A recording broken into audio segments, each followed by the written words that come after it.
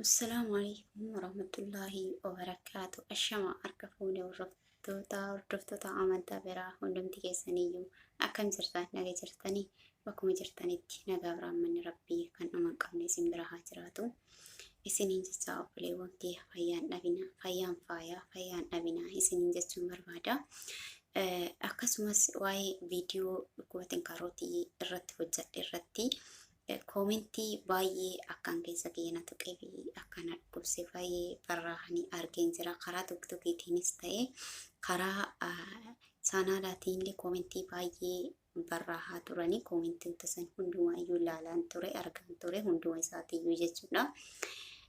Obboleewwan kiyyaa yeroo komentii naaf barreessitan rabbiif jedhinaadha. Rabbiin qabeenya maaliif nama dalagaatti tarii osoo hin argine komentii sanii irra taa'uu danda'a tarii argee dagachuu danda'a waan ta'eef rabbiin qabina ani wannaan beekurraa wanti isin qosadhu hin jiru gaafii nagaafadha malee kana nu deebisaadha malee rabbiif jedhi inaanin jedhinaadha dhiifama godhaa obboleewwan keessan jaaladha isin kabaja guddaa isiniif qaba.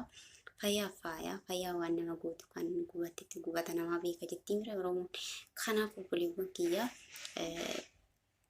komentoota baay'eedha. Komentii kana osoo hin tarree dura dheengaddaa waa'ee dhukkubatiin kaarootii irratti soogiddaas akka fayyadamtaniif akkasumas loomii akka fayyadamtaniif yookaan telcii yookaan baradoo isa jennuun akka fayyadamtaniif kan ani isiniif dubbachaan ture achuma irratti qullubbiillee akka fayyadamtaniif isin dubbachaan ture. Mallattoon dhukkubatiin kaarootii jalqaba irratti ittansuu garaa gogiinsa garaadhaa kan inni fidu gogiinsa garaarraa immoo ittansuu yeroo shintibeeti seentee ittansuudha. Yeroo ittantu sanitti mallattoo dhiigaa argita. Dhiigni kun garuu yeroo bahutti yeroo tokko yeroo bahu bahiinsa isaa argita malee sin dhukkubu jechuudha. Dhiigni baheedhaaf sin dhukkubu kan inni si dhukkubu yeroo afaan udee irratti madaa'anidha. Ittansuu sababa ittansuu saniitiin ammoo afaan udee keetii laala diimataa deema. Ergasii booda mootuyyuu waan dhiignis waan hin deemuuf ittansuusa akkasii itti fufte taanaan baay'ee ulfaataadha. Garuu ittansuun ogeeyyii fayyaa akka dhoowwani kan hundumti keessaniyyuu warroonni fayyaa waa'ee doktoroota waa'ee fayyaa irratti dubbatanii warroonni hordoftanis nin beektan jedhee yaada. Ittansuun dhoowwaadha. Garuu inni ittansiisaa yeroo shintibeetii seente qoshashaan bahuun waan hin baakneef waan si cinku yeroo sanii qoshashaa akkanaa bahu jettee humnaan ittanuu dandeessa. Ittansuun garuu ni dabala. Akkan daraan akkan inni sitti hammaatu kan taasisu jechuudha. Dhugaadha. Baay'ee nama ittansiisa. Keessan ture waan ta'eef rakkoo isaa jechuudha. Garuu hanga danda'ameen ittansuu sanirraa qusadhaadha. Hanga danda'ameen shintibeetii irras hin turina. Shintibeetii irra yeroo seentu dhugaadha gadi siin bahu waan ta'eef yeroo dheeraa si fudhachiisa jechuudha. Inni yeroo gatteetu irratti shintibeetii irratti akka waa gasii bahuu hedduu gadi siin bahu garuu sitti taphataa jechuudha. Sababa sanirraa kan ka'e teessuma yeroo dheeraatiin shintibeetii irra taa'uudhaan kan ati yeroo dheeraa turtu jechuudha. Sunis ammoo daraan udeen kee akka madaa'uu fi akkan sittiin abaasu kan si taasisa ittansuu fi turtiin nuti shintibeetii irratti inni ittanaa turu suni gaariidhaa miti jechuudha. Akka abbazza'u akkan sitti baay'atu kan godhaa deemudha. Kanaaf fakkeenyaaf yeroo inni akkasitti si ittansiisee deebi'ee ammoo ittantee tariyyoo akkasitti waa gadi sii bahanii deebi'ee maal godhaa si dhiigaa erga si dhiigee booda si laalata jechuudha. Yeroo inni si laalatu sanii dursitee ni dhiqattee qulqulleeffatta afaan udeerraa dhissitee qulqulleeffatta wanti isinii himu ammallee. Maal jetti Oromoo yeroo mammaaktu dhibeen qaama saalaa nama qabeenyu saalaa bahe fayyaadha waan ta'eef fayyaan daanyaa rabbiiti. Kun wanta fidanii wanta ati harkaan mallaqaan bitattu yookaan sharafatte yookaan akka uffataa ta'ee jijjiiratte miti rabbiidha kan fide. Rabbiin saafu garuu wanni asiin jedhaa jiru kun guutuu si fayyisaa osoo hin taane sababa rabbii kee kadhadhu yeroo fayyadamtu niyyaa qulqulluudhaan yaa rabbii kiyya furmaata naaf laatee rabbii kee kadhadhu rabbiin inshaallah maaliin beekamu sababa godhee sirraa fudhuu danda'a waan ta'eef. Kanaaf yeroo qaama keessan seentarii dhiqattan qaama duubaatii fi afoo qaama saalaa lamaan bakka tokko hin dhiqatina. Maaliif baakteeriyaan hin bahu ogeeyyii fayyaallee yeroo baay'ee irra deddeebi'anii kan gorsan ni dhageenya jechuudha. Akkasumas anas yeroo gara mana yaalaatti deemaa ture jalqaba nabaree doktortichi gorsa kan naaf kennaa turedha. Baakteeriyaan qaama duubaa qaama saalaa duubaatiin bahuu fi qaama saalaa afootiin bahu walitti hin dhufuudha jedha. Yeroo san gorsa naaf kennaa ture irraan jechuudha. Jalqaba qaama duubaa kee dhiqatta. Qaama duubaa kee dhiqattee erga qulqulleeffattee yeroo dhiqatta sin jedhu saamunaa foolii qabullee eeggadhu. Akka saamunaa foolii qabuun hin dhiqatina. Qaama duubaa dhiqattee ergasii xumurtee booda harka kee qulqulleeffattee qaama fuudhaa dhiqatta. Qaama saalaa fuudhaa dhiqatta jechuudha. Bakka tokkotti hin dhiqattan. Baakteeriyaan qaama saalaa afoo bahuu fi kan duubaa bahu akka duddaaf garaa ta'e kan naaf himamaa ture jechuudha. Ogeeyyiillee yeroo barsiisan akkasuma wal fakkaataadha. Kanaafuu obboleewwan kiyyaa qaama kee yeroo akkasii siittansiise qaamni kee si ilaalate san maal goota? Dursitee afaan uddeessan dhiqxee qulqulleessitee maal goota? Telcii fiddaa. Telcii fiddee sooftii yookaan dasee qulqulluu ta'uu qaba. Qulqulluu harki keessa harka shunkurtii qabe, harka barbaree qabe, harka wanna biraa wanna garagaraa qimamii qabe ta'uu hin qabu. Harki kee sa'aatii sanitti qulqullaa ta'uu qaba. Yeroo qulqullaa ta'uu qabu siin jedhus wanna urgaa'u harka kee irratti akka hin qabattee akka gara qaama saalaa kee hin dhaqne hin turre jechuudha. Gaariidha miti. Harka kee telcii fudhattee wanna dasee yookaan sooftii keessa keettee martee iddoo yeroo inni akkasii si ilaalatu sanii afaan udee irratti gixxin gootee afaan udee irratti qabda. Yeroo qabdisanii sammuu kanaa waa osii ba'uuf deemanii jechuudha.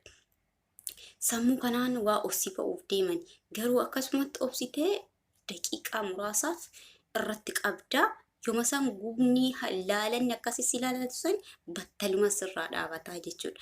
Garuu ammoo laalata osoo inni akkasii si ilaalatu san yookaan itti dhiifteetiin dhiqatteetuma kan baatu ta'e laalatee gara hooxxootitti si jijjiiraa dirqama qaamni kee akka malee waa si gubatu harka irraa gasisan ta'u waan ta'eef ni hooqxa. Erga hooqxee booda gara madaatti jijjiirama. Madaan ammoo deebi'ee darajaadhaan guddatee deemaa rakkoo sirra geessuu danda'a jechuudha. Kanaafi telciin tokkoffaa laalata isaa sirraa dhaamsuudhaaf kan inni si fayyadu jechuudha. Akkasumas loomis yeroo fayyadamtutti qaama kee jalqaba qulqulleessuu qabda. Qulqulleessitee dhaxxee loomii cuuffitee yookaan yoo barbaadu yookaan ammoo loomii baqasitee firee isaa san keessaa yaastee akkasiin quunnetti keessaa yaastee garaa isaa sanii dhaxxee afaan uddeessanii rajjim gootee dibda itti ridda jechuudha. Loomiin maaliif si gargaara? Baakteeriyaa naannoo san jiru hundumaayyuu afaan irra jiru hundumaayyuu ajjeesuudhaaf kan inni si gargaaru jechuudha. Akkasumas qulqulleessuudhaaf jechuudha. Baakteeriyaa hundumaa galatti baay'ee faayidaa guddaa qaba. Itti fayyadamee arga obboleessa kiyya obboleettii tiyya faayidaa guddaa qaba loomiin. Inni biraa ammoo tuyyuu sooqiddoo maaliif fayyada? Sooqidda dawaa maatiin kun dalaganii mana kanatti dalagan keessaa dawaa baay'eedha. Yeroo fakkeenyaaf dawaan kun kan dhukkuba kanaan wal qabataa osoo hin taane agarsiisumaa fi akkasumas kunillee dawaadha. Dawaa kanneen jechuudha kan isaanii akkanatti qopheessanii gara eessaatitti gara warroota dhibamaniititti fayyabeelotitti kan isaan jijjiiranii kan akkuma argaa jirtan kana. Amma kuni dhukkuba kanaa waliin ilaallatee dawaadha argisiisuma waan fideen malee kuni soogiddaadha. Isin mul'ata jedhee yaada. Soogiddi kuni bullaa nyaataan darrannu osoo hin taane kashiniidha. Kashiniidha soogiddi kuni yoo isinitti kaameraan yookaan illee jira isinitti adda. Soogiddaadha jechuudha. Soogidda bullaadha akkanas osoo hin taane soogidda kashinii akka biyya keenyaa sani. Soogiddi faayidaa maaliidhaaf? Soogiddi yeroo qaamni keessi dhukkuba ishiitti beete irra gatteetti mallattoo akka madaa wayiitu sirra dhufa. Madaa sun madaa osoo hin taane dhullaantoota jedhanii biyya keenyatti qadhattee afaan udee irratti baati.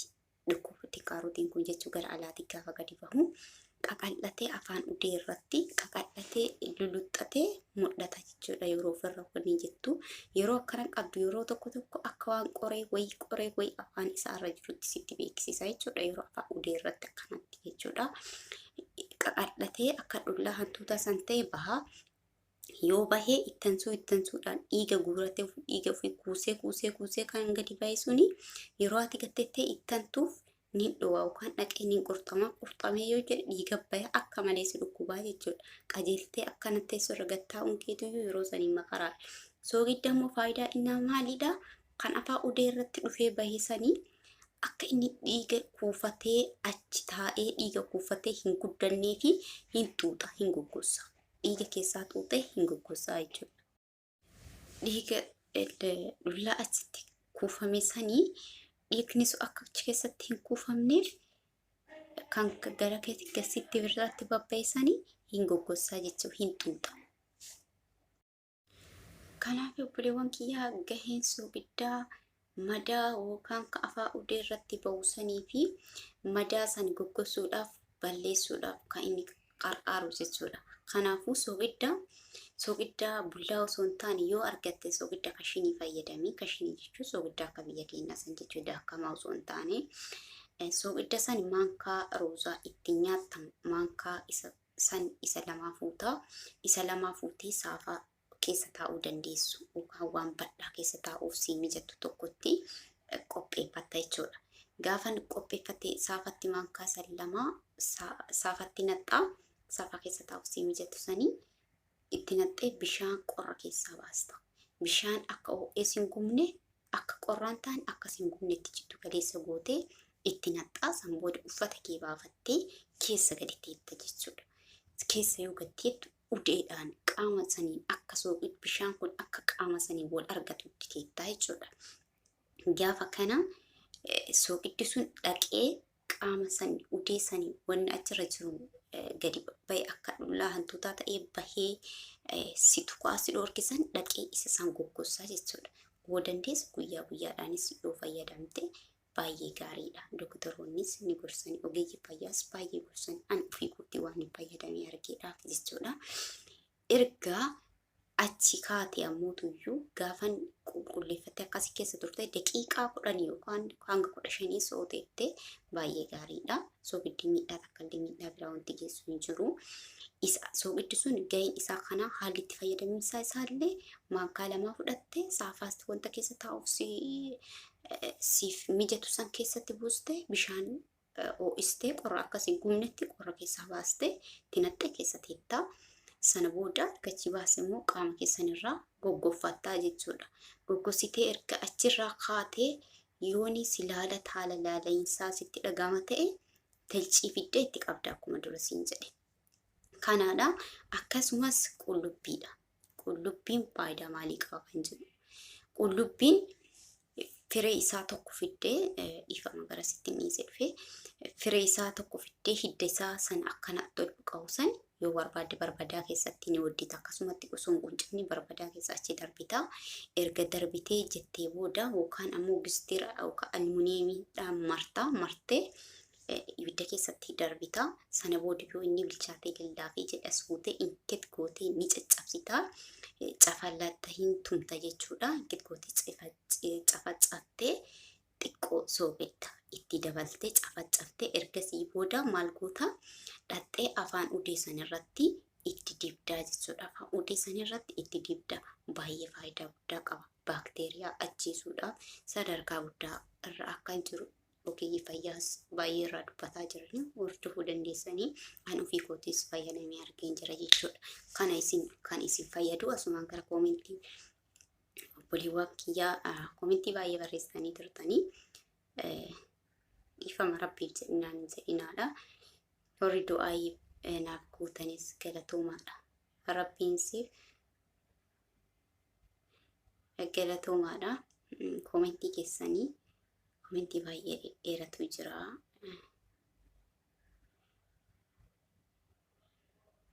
Obboleettiin teen akkas jettee baay'een galatoomii. Ani hoggaa dhukkubsataan ture baay'ee ittiin cinqamaa ture. xiqqeenna umriin kiyya waggaa 12 ta'e kan mallattoon kun irratti mul'ate jette. Obboleewwan kiyya ani jalqabarraa xiqqoo ta'eeti akkuma viidiyoo duraa keessaa dhageeffattanii obboleettii tiyya mana yaalaa deddeebisanii ani yeroo sun xiqqoodha. Obboleettii tiyya mana yaalaa akka deddeebisanii mana yaalaa nan geessine kan jedhurraa maal godhe akka baala baarzafiitiin yeroo qaama saalaa kee gatteettee yeroo xaragattee jette akkan dhukkuba kana fiduudhaaf carraa guddaa akka qabu kan haasaa waan hin dhageef baarzafii kichuu dhaqee ciree dhaqee gattaa'ee udee kiyyatti geexxiin godheetti argee jechuudha. Mana yaalaa naa geessanii oolee bulee hooxxoona jalqabe battaluma sanirraa jechuudha.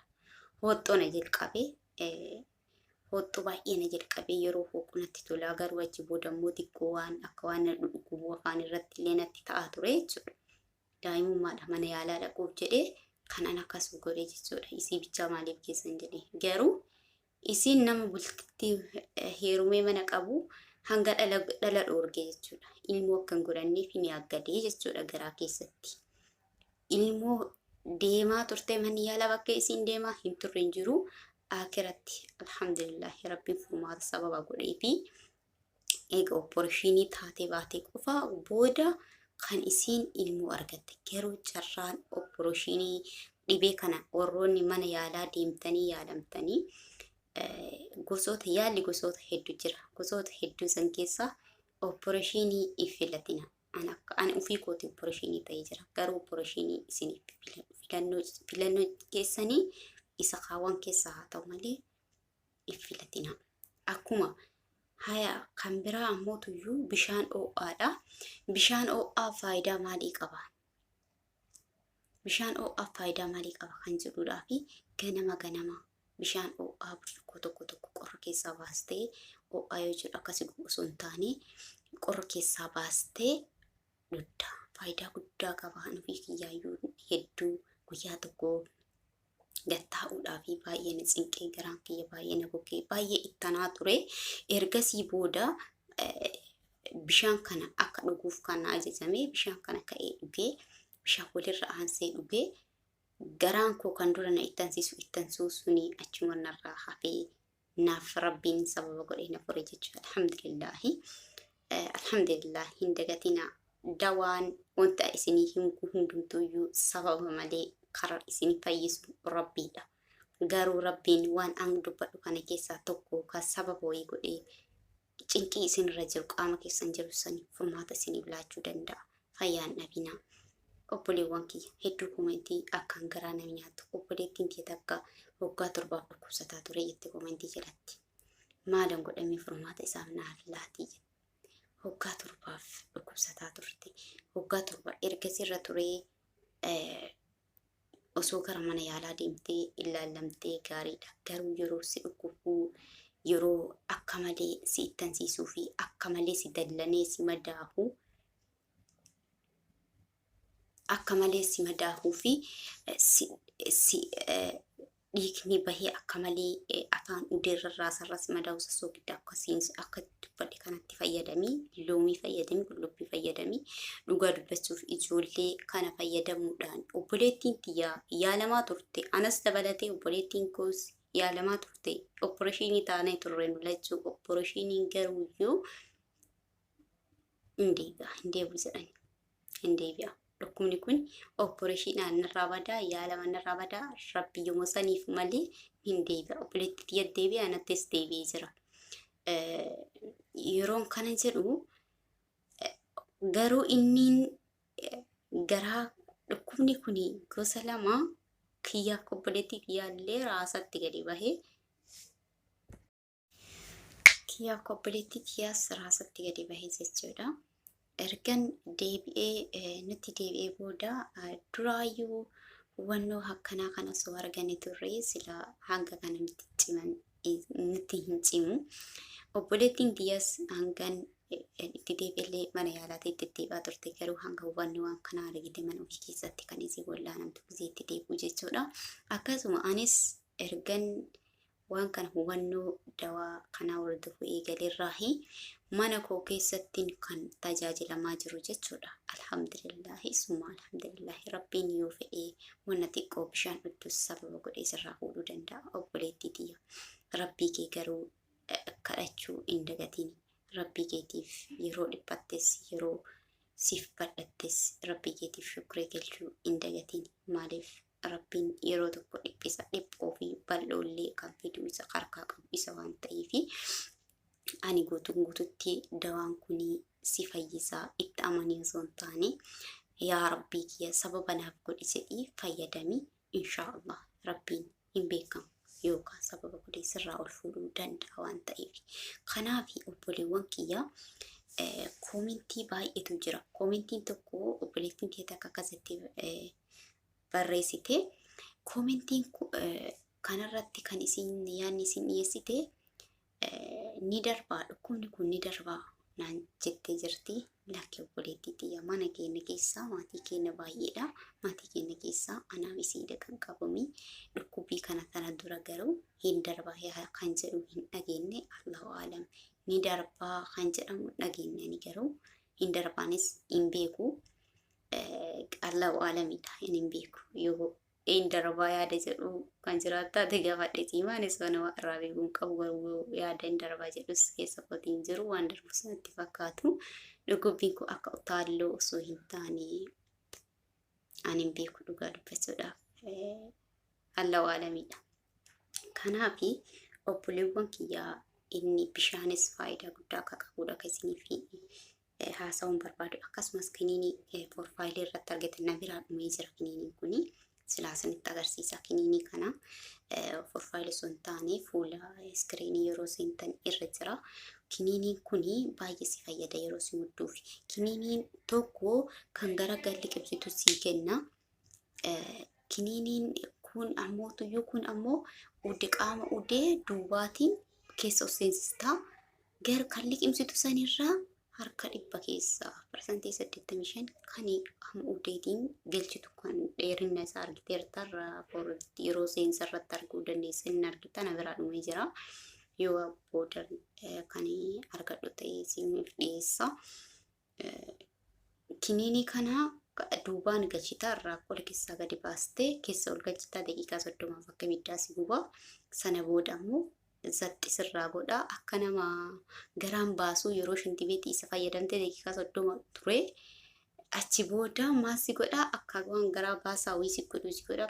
Shintibeetii deemta san booda fufuuf yeroo jedhu bakka qoshaashaa karaa akka waan banuutitti hidda dhiigaa kan cufusan dhukkubni kun hidda dhiigaa guddicha irratti rakkoonni kan dhiibbaanii keessu hidda dhiigaa yeroo cufamuudha kan ittan sun baay'atu hidda dhiigaa san seenee hiddi dhiigaa akka banamuuf qarqaara jechuudha. Yeroo sanitti maal si godhaka akka nama garaan baasuutitti fuuf godheetiin shintibeetii yeroo ati seentu gadi taala jechuudha. Yeroo sanillee yeroo gadi shintibeetii seentu sanillee afaan udee irratti si guba jechuudha. Yeroo gatteetti san jalqabaa fi yeroo gatteetti jalqaba takka yookaan lammaffaa akka deddeebituu fi sitti akka waan baasaa wayii sitti dhufaa jiru garaa si baasuu hedduu sitti fakkaata. Maaliif hidda cufame san dhaqee waan baneef jechuudha. Ittan sun garaa kee keessa qoshashaa guutame saniif fayyadamtee waa jirtu. Qoshashaa san jala balbala waan baneef akka waan si baasuu wayii si mudda jechuudha. Yeroo san warroonni fayyadamtanii argitan koomentii jalannaa kaa'uu dandeessan. Kanaaf obboleewwan kiyyaa kiniiniin kuni kan garaatti galliqimsan jira. Kan udeedhaaf seensisanii fayyadaman jiran kan seensisan kan duubaan seensisanii keessa of galchan kan isa kana filadha. Baay'ee gaariidha. Doktorri akka irratti naaf dubbatetti kan liqimsan suni yeroo ati liqimsitu tiruu bira waan gadi taruuf tiruu saniinis baay'ee dawaan tiruun kiniinii garagaraa dawaa garagaraa baay'ee hin dandeessu naan jedhe. Garuu kan filatamaan kan harka 100 keessaa parsantii 85 kan filatamu kan galchan kanaan naan jedhe. Maaliif kun ammoo tiruudhaa fi onneedhaan kan gadi dhiqimsitisanii tiruudhaaf onnee kee irratti parsantii wayii ni tuqaa'ee jira naan jedhe. kan udeedhaan galchitan kana filadhaa isiniin jechuun barbaada. Yeroo filattanitti yeroo akkasitti isin ittansiisee jedhee galgala yeroo raftan irratti kasi fayyadamta kurroonni fayyadamtanii argitan tarii koomentii jedhannaa kaa'uu dandeessanii waan baay'ee nama gubuuf jechuudha. Baay'ee isaa nama gubaa kan ammoo fayyadamee ittiin deebisee hojjedha yoo jettamuu hin dandeessu. Kanaaf obboleewwan kiyya dawaan sa'aatiin PC waan ta'eef yeroo biraa wanna kanarraa feeni yeroo biraa inshallah qabadhee isiniif dhufa. Koomentii keessanii koomentii hedduu argee jira. Obboleettiin tiyya takka xiqqeenya waggaa 12 kan argadhe naqabe jettee akkasumatti akkas obboleettiin tiyya takkas hanga naqabee ture. Allahu akbar. Obboleewwan kiyya fayyaan dhabinaa inshallah yeroo biraa fal'inaa walitti deebinaa dawaa kanaa fi kan kana fakkaatanii maal irraahi nyaata kan inni namatti dhufu yookaan kan namatti yeroo nyaattee sitti daddabalu sitti akka hammaatu taasisu kan jedhullee inshallah yeroo biraa qabadheen dhufa. Amma xiqqoo biisii dhalleedha yeroo dheeraa hin qabu. Yeroo viidiyoo biraatiin inshallah hanga walitti deebinu yoo fedhii isaa ta'e rabbiin fayyaa isiniif haa kennu. Fayyaa hin dhabinaa. Rabbii keessanis kadhadhaa. Garuu dawaan kun itti amanaati fayyisaa osoo hin taane rabbiin yookaan sababa isiniif godhee isinirraa ol fuudhuu danda'a. Inshaallah rabbiin isiniif fakkaattota keessanis rabbiin nuuf haa fayyisuu dhiifamaa kenna hundumaayyuu fayyaa waan ta'eef hanga viidiyoo biraatti walitti deebinutti turtiin keessan gaarii haa ta'u. Fayyaan dhabinaa isin jaaladhaa isin kabajaa. Assalaamu alaykum warahmatullaahi wabarakaatuh.